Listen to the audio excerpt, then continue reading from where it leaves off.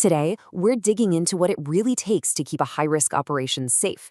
And I'm not talking about just on paper, but out there in the real world. We're going to move beyond the idea of a safety policy that just sits on a shelf and into a living, breathing system that's all about one thing: getting better every single day. Let's see how they pull it off. So let me ask you this. Is your safety policy just a document that gathers dust? Or is it something you actually live by? What if, instead of being a binder on a shelf, it was more like a real-time health monitor for the entire operation? That's the huge shift in thinking we're diving into. Look, in a high-risk world like diesel haulage, having a written policy, well, that's just the starting line. The real safety net isn't the piece of paper. It's the constant, relentless process of checking and proving that the system is actually working out on the road and on site. All right, here's our game plan. We're going to look beyond the manual, check out the system's regular checkups, see how findings turn into actual fixes, understand how leadership steers the ship, and then tie it all together in that never-ending cycle of improvement. So, first things first, we have to get our heads around this core idea. A safety system can't just be static. It absolutely has to be a living, evolving thing, because the risks it's supposed to manage are changing all the time. And this brings us to a really key concept: system assurance. This is about so much more than just having rules. It's the ongoing process of asking ourselves, are our rules actually working? Is anybody following them? And most importantly, how can we make them better? This constant loop of checking up on yourself is the bedrock of the entire system. Okay, so if you're going to be constantly checking, how do you actually do it? Well, you schedule a regular health checkup.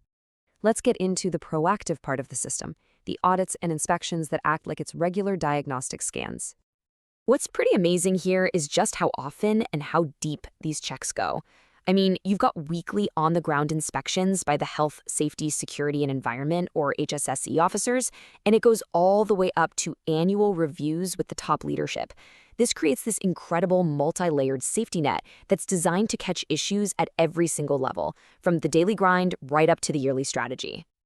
Now, a schedule this intense needs a really solid backbone to make sure it actually happens, and the system for it is simple, but it's super effective. At the start of the year, they create a master calendar. Then, that's broken down into monthly plans for each site. And finally, automated reminders go out 5 days before every single inspection. It's all about making sure these vital checkups never, ever fall through the cracks. Finding a problem is only half the battle. The real test of any safety system is what you do about it. So how do you turn those findings into actual concrete fixes? The main tool for this is something called CAPA. That stands for Corrective and Preventive Action, and that difference is absolutely crucial. See, a corrective action is like putting a Band-Aid on the problem. It fixes the immediate issue. But a preventive action? That's about digging down to the root cause to make sure that problem can never happen again. In this system, every single finding, no matter how small, kicks off this formal process. Of course, not all problems are created equal, so the response is all about prioritizing by risk. A critical issue, like a major spill or a fire, demands action within 72 hours max. But something lower risk, like a suggestion for improving paperwork, can be handled within a month. This system makes sure all the energy and resources go to the biggest dangers first. Speaking of urgency, let's just focus on this number for a second. 48 hours. That's the deadline. After any incident, an investigation report has to be on the desk within 48 hours. And the reason is simple. The evidence is still fresh, people's memories are sharp, and it just forces immediate analysis. That sense of urgency is all about learning as fast as possible to prevent it from ever happening again. Okay, so let's zoom out for a minute. All this data from inspections, audits, and incident reports, it doesn't just stay on the ground floor. It all flows upward, and it informs the big strategic decisions that leadership has to make. And you can tell just how seriously they take this when you see who's sitting at the table for these management reviews. We're not talking about mid-level managers here. We're talking the managing director, the GM of operations, the heads of fleet, and HR.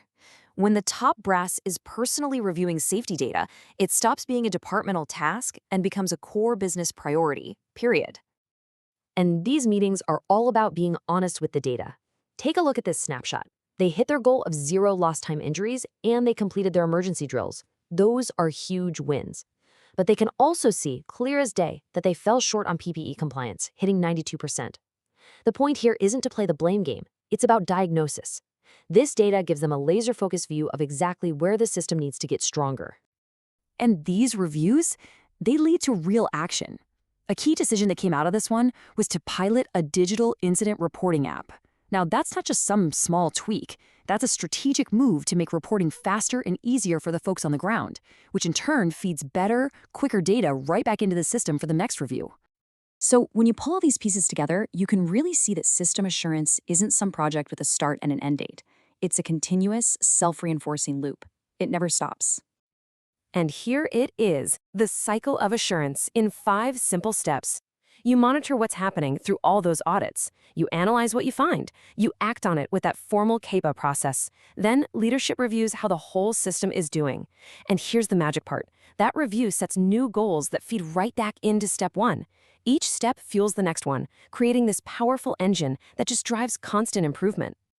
And that leaves us with one final thought to chew on.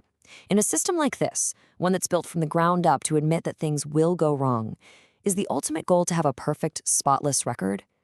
Or is it to have a perfect response? To have a system so good at learning and adapting that it gets stronger every single time?